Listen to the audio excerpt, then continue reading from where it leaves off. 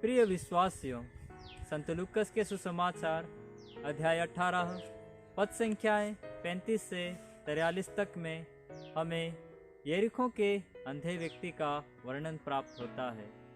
यह वर्णन उस व्यक्ति के मजबूत विश्वास का साक्ष्य देता है। हम पाते हैं कि वह व्यक्ति न केवल शारीरिक रूप से बल्कि आर्थिक रूप से भी कमजोर था, परंतु वह आध्यात्मिक रूप से मजबूत था। वह अपने विश्वास में दृढ़ था। वह व्यक्ति बाह्य रूप से दृष्टिहीन था, परंतु आंतरिक रूप से वह दृष्टि संपन्न था। प्रभु यीशु उस व्यक्ति के विश्वास को देखते हुए उससे कहते हैं, जाओ, तुम्हारे विश्वास ने तुम्हारा उद्धार किया है। इस वाक्य के द्वारा प्रभु यीशु हमें यही समझाना चाहते हैं कि हमारे जीवन में विश्वास अत्यंत आवश्यक है। विश्वास के द्वारा ही हम हमारे जीवन में ईश्वर के असंभव व आश्चर्यजनक कार्यों का अनुभव प्राप्त कर सकते हैं। स्वयं प्रभु यीशु मार्कुस के सुसमाचार अध्याय 9 पद संख्या 23 में कहते हैं, विश्वास करने वालों के लिए सब कुछ संभव है। अर्थात विश्वास ही चमत्कार की चाबी है। एवं इसके विपरीत यदि हम में अविश्वास है तो ऐसी स्थिति में हमें ईश्वर के द्वारा किसी भी वरदान की आशा नहीं करनी चाहिए। इसके विषय में संत याकूब अपने पत्र अध्याय 1 पद संख्या 6 एवं 7 में लिखते हुए कहते हैं, हमें विश्वास के साथ एवं संदेह किए बिना प्रार्थना करनी चाहिए। जो व्यक्ति संदेह करता है वह समुद्रों की लहरों के सदृश है, जो हवा से इधर उधर उछाली जाती है। ऐसा व्यक्ति यह न समझे कि उसे ईश्वर की ओर से कुछ प्राप्त होगा। ऐसा व्यक्ति अपने अविश्वास के कारण ईश्वर के वरदान एवं कृपादान से वंचित रह जाएगा।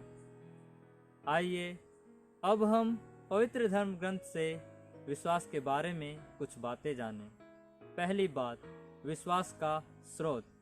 हम इस बात पर गौर करें कि विश्वास कैसे उत्पन्न होता है, तो इस बात का जवाब हमें रोमियो के पत्र अध्याय 10 पद संख्या 17 में मिलेगा, जहां लिखा है, सुनने से विश्वास उत्पन्न होता है और जो सुना जाता है वह है मसीह का वचन।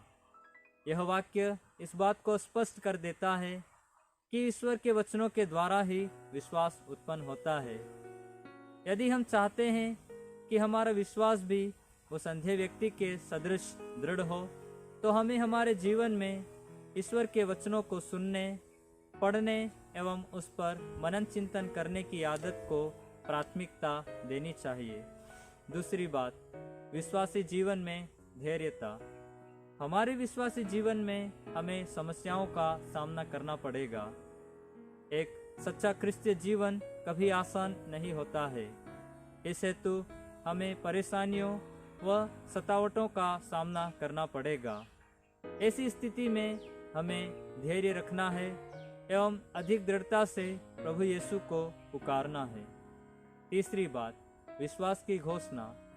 रोमियो के पत्र अध्याय 10 पद संख्या 10 में लिखा है, हृदय में विश्वास करने से व्यक्ति धर्मी बनता है एवं मुख से स्वीकार करने पर उसे मुक्ति प्राप्त होती है। यह वाक्य इस बात को स्पष्ट कर देता है कि विश्वास की घोषणा के द्वारा ही हमें मुक्ति प्राप्त होगी, क्योंकि स्वयं वह अंधा व्यक्ति प्रभु यीशु को 2 बार दाऊद के पुत्र मुझ पर दया कीजिए कहकर अपने विश्वास की घोषणा जनता के समक्ष करता है। प्रिय विश्वासियों, यरीहो के अंधे व्यक्ति का वर्णन हमारे समक्ष एक चुनौती प्रस्तुत करता है। यह हमें इस बात पर विचार करने हेतु आग्रह करता है कि क्या हमारा विश्वास मजबूत है। क्या हमारे जीवन में विश्वास का अंधापन तो मौजूद नहीं है। अगर है तो हमें हमारे जीवन में ईश्वर के वचनों को पढ़ने, सुनने एवं उस पर मनन चिंतन करने की आदत को विकसित करना है एवं दिन प्रतिदिन अपने विश्वास में मजबूत होते हुए अपने जीवन में ईश्वर के असंभव एवं अद्भुत कार्यों का अनुभव प्राप्त करना है।